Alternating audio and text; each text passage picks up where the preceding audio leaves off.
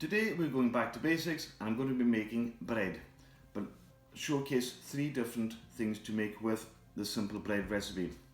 In my bowl I've got 1 kilo of strong bread flour in a nice large bowl, 600 ml of water, 100 ml of sunflower oil, 2 teaspoons of salt, 2 teaspoons of sugar and 2 sachets of yeast.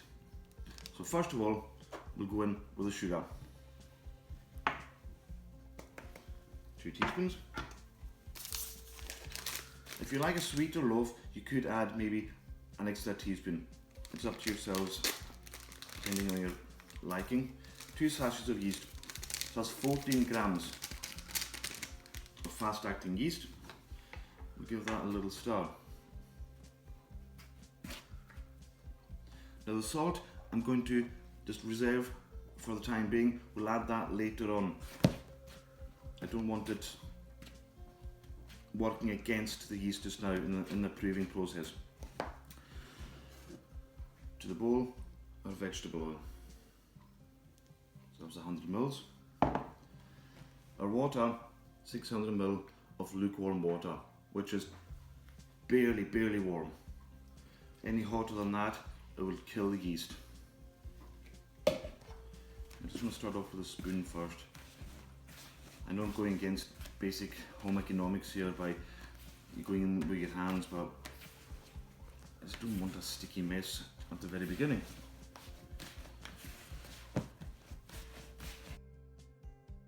It's so simple to make and it takes no time at all. The only real time is just the kneading process of it. You can see that's all coming together now. So I'll take off the spoon where I can. You can see it's almost coming together just now. So now I'm going to work the loaf in the bowl.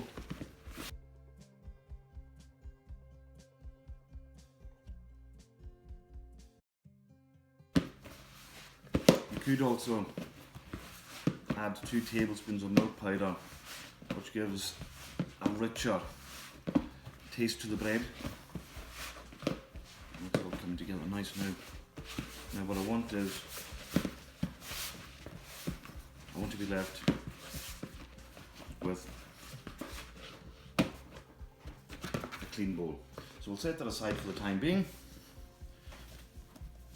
Now you might think, oh, it's sticking to my hands, it's sticking to the worktop. Don't worry about that. It'll all come together just in a few minutes. Now this way you can have a wee bit of fun and just bash the bread, bit of a stress relief. And we want to twist, turn, push, pull it. You see just now, it's kind of coming together, but the end result will have a smooth elasticity to it. So I'll do that slowly. So if I pull it like this, open it up, I'm rolling it up again, and we're capturing the air in the loaf at the same time.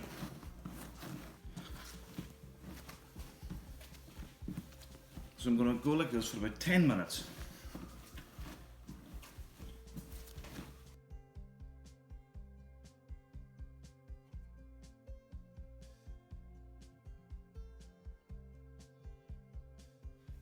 So what I'm doing is as well, I'm stretching the bread.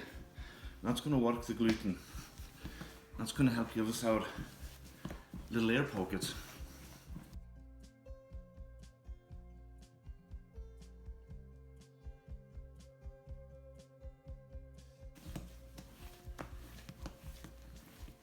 So there we have.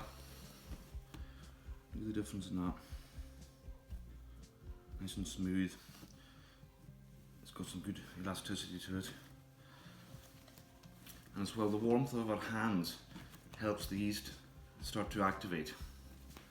And it's a good workout as well.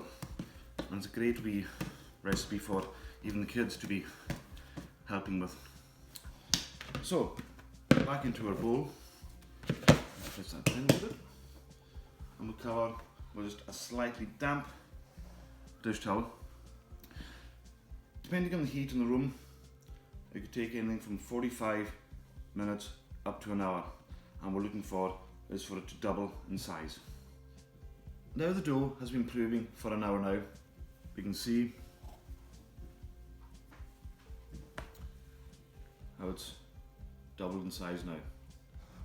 So already the air pockets are starting to form in the dough. Now for our salt. The reason I didn't want to add the salt earlier on, because I didn't want it affecting the yeast. I wanted the yeast to do its magic, and now it's well underway, we can now add the salt. So we'll just open it up, put the salt in there.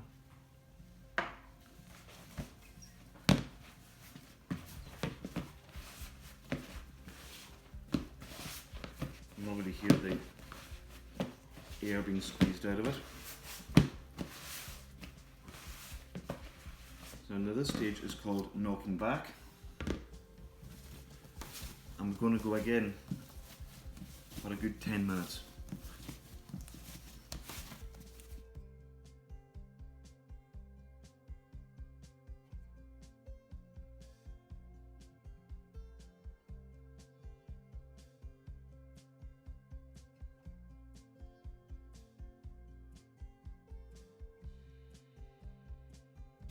So there we have the dough knocked back.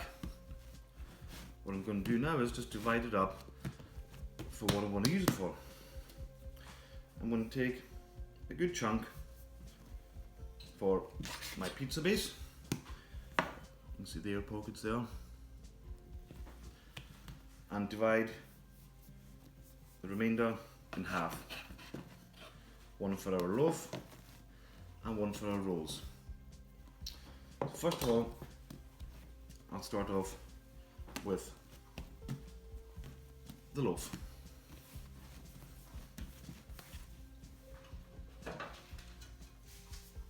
My trays lined. You could do whatever shape you really wanted with this. You could keep it as a round, but what I want to do is I just want to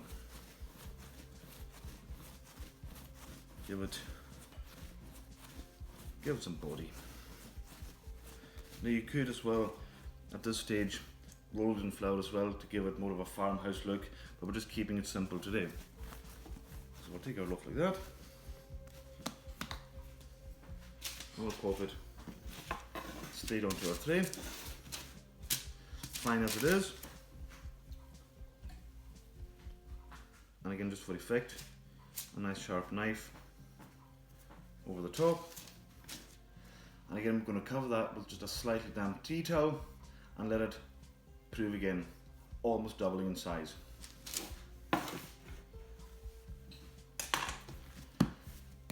Now for our rolls, just going to divide this evenly. So we're looking for that kind of size. Now usually this recipe yields 16 nice morning rolls, but I'm showcasing 3 different items today, and we'll just see if they're all uniform size quickly.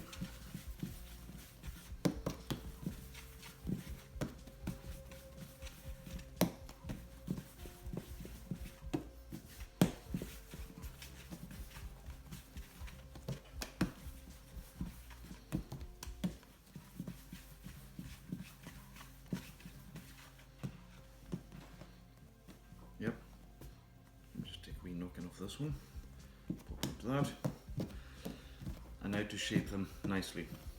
Again, one line tray, just using the palm of your hand, going in a circular motion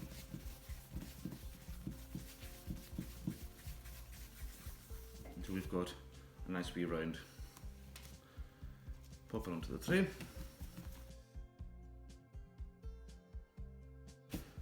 Just like that.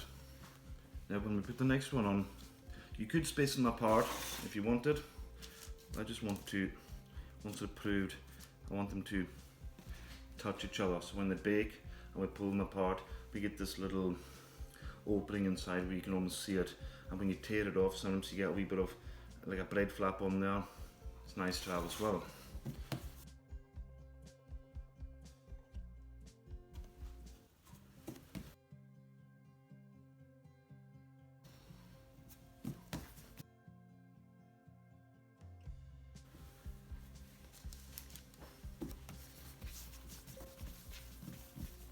Now if at this stage the phone goes and you've got dough on the counter, just throw a towel over that to stop a crust forming.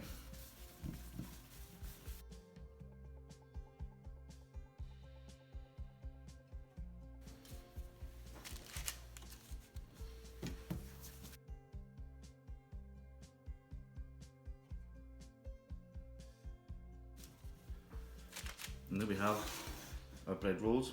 Again, damp dish towel over it until they're almost double in size. So I'll just pop these trays just behind me for the time being.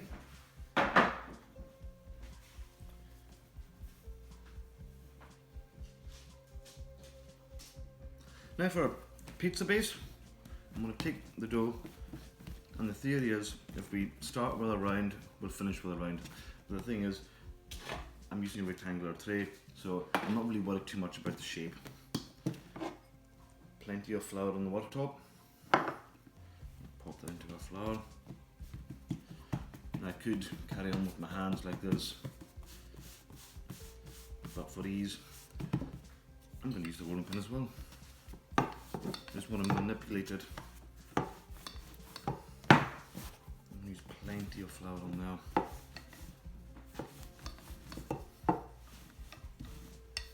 Get as thin as possible. Just keep it moving. And at this stage, we just want to start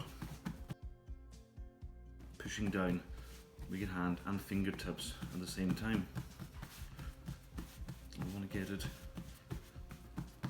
as flat as possible.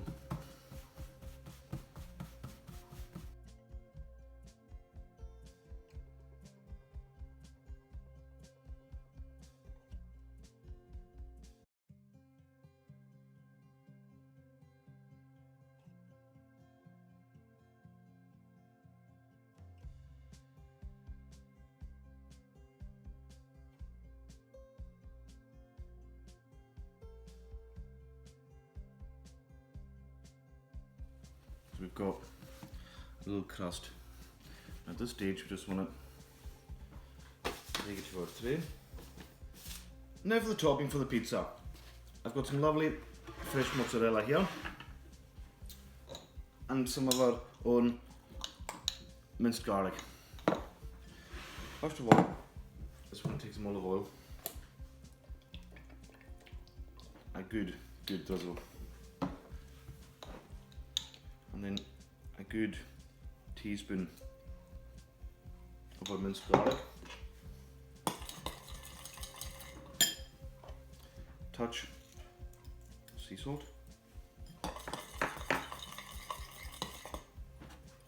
And one just go in with a generous drizzle of the garlic oil.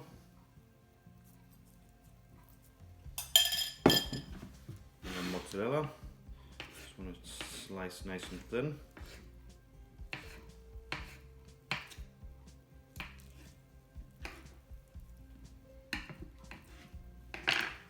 And we just want to spread mozzarella around. A bit more of our garlic oil. You might be looking at it thinking it's a heck of a lot of olive oil, but it's going to seep into the dough, into the mozzarella. You could add some fresh basil to this if you wanted. I'm just going to finish it with a generous amount of sea salt. Give it about 10 minutes and we're going to get it into the oven. So now we have the bread double in size almost, same with the rolls and same with the pizza base. Into the hot oven. If your oven can go over 220 degrees, crank it up as high as you possibly can. You want it to get it into the hottest possible oven, get a good crust on the bread, good crust on the rolls, and a good finish to the pizza as well. So I'm going to pop these into the oven just now. So here we have my 3 baked bread items. The tear and share cheesy garlic pizza, 10 minutes in the oven. Toppings, you can vary it yourselves, you can play about with, but note how I've got a nice round pizza in a rectangular tray. Rolls, 12 minutes. Lovely little individual rolls. And the bread, 20-25 minutes, depending on the 220 degree heat or 230. So a good 20-25 minutes in that. We've got a lovely crust on there as well. Simple, delicious. 1 kilo of strong bread flour can yield all these items in little time. Baked in the same oven, just at different timings to come out.